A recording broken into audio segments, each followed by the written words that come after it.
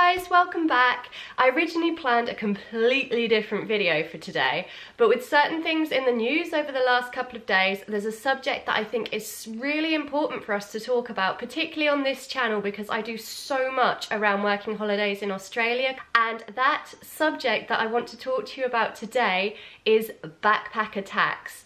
Now, you may have seen the hashtag trending on the internet, on Twitter or wherever, and been thinking, like, what the hell is all this about? So I'm going to break it down in terms of what things are like currently, what the new proposed changes are, and how it's going to affect you and your working holiday in Australia. Back last year, when their budget was announced in Australia, it was said that the tax that backpackers pay was going to rise to 32.5%, and that was going to be on every single dollar earned right from the get-go.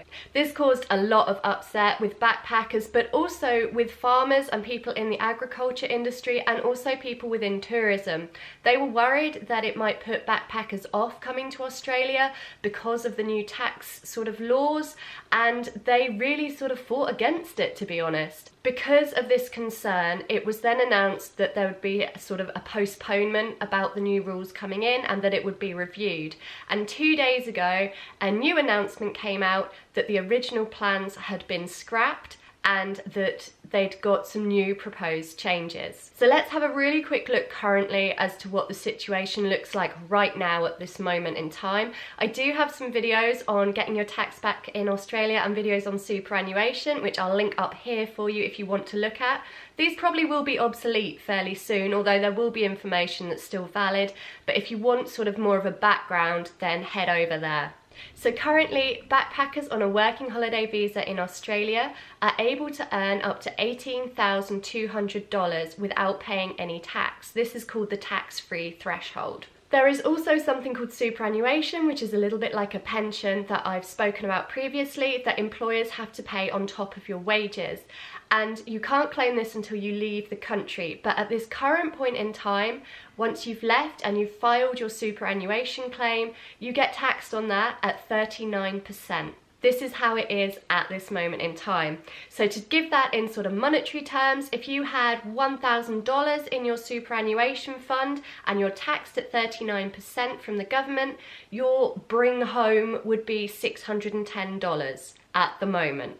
So what are the new plans? I'll start with the good news first. In the last couple of days, they've decided that they're scrapping the 32.5% tax increase and changing it to 19% tax on every dollar earned. There will no longer be a tax-free threshold, but this is a lot better than what they'd planned originally. In a bid to still bring people into the country on a working holiday with the new tax rules, they are dropping the visa application fee by $50. So it's now going to be $390 to get a working holiday visa, which is the 417 subclass, I believe.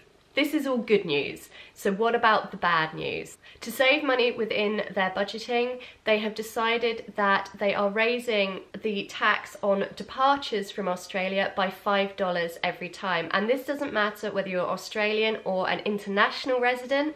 Anyone who departs Australia, the departure tax will be going up $5. And the other thing, which I think is going to possibly upset a few backpackers, is that instead of being taxed at 39% on your superannuation, you will be taxed at 95%. So from your superannuation fund, you will only get back 5%. And this seems like a massive blow, but when we break it down a bit, you can kind of understand. Superannuation can only be claimed once a backpacker has left the country. So that money isn't being spent within Australia. It's not adding to their economy in any way or the industries in any way. It's money that often small businesses and employers have added extra onto a backpacker's wages that is going to be spent outside of the country. So I can see why employers don't like paying superannuation for backpackers in the first place, and I can also see why taxing you 95% can seem like a good way of drawing money back into the economy. I think it's going to be such a blow for us because we're used to having that. I think if it had never been there in the first place, it wouldn't be an issue, but because we've been used to being able to have that money as extra when we leave, it seems worse. So to sort of show you the changes in monetary terms, previously if you had $1,000 in your superannuation fund, you would be getting back $610 once you'd left the country for your own pocket. With the 95% tax, you'll be getting back $50. It's a big difference, I know. So those are the changes as proposed at present. I believe they probably will be coming in, and that will start on the 1st of January 2017. I will keep you updated if there's any further developments with this, because as we've seen previously, they've had these ideas, it's been postponed, it's been changed again, all the rules have been looked at and reviewed, but I think this is probably going to be the end of it, and this is the new rules that will come into place in January next year. What do you think about them? What are your views? Are you going on a working holiday? Are you thinking about it? Has it put you off? I want to know. Let me know down in the comments. Let's start a little bit of a discussion. If you want to tweet me on Twitter, do hashtag Backpackertax. Obviously include my handle so I see it. What are your views? Let me know down below. As always, I am on Instagram, Facebook and Twitter, and I have to say that my giveaway has now closed, guys. It is over, it's finished. And you will be watching this video tomorrow, which is Friday. So I will be picking a winner, probably as you're watching this. So the winner will be announced on Monday. I will announce it on YouTube, on Facebook and on Twitter, possibly on Instagram, not 100% sure. So keep your eyes peeled to see if you have won all those amazing travel goodies. Hope you have an amazing weekend. I will be back on Monday. Until next time, much love, take care, bye! Buying a car as a backpacker can be risky. It's a massive chunk of your budget, but if you really want to see the country, driving around and road tripping is an absolutely fantastic way to do it.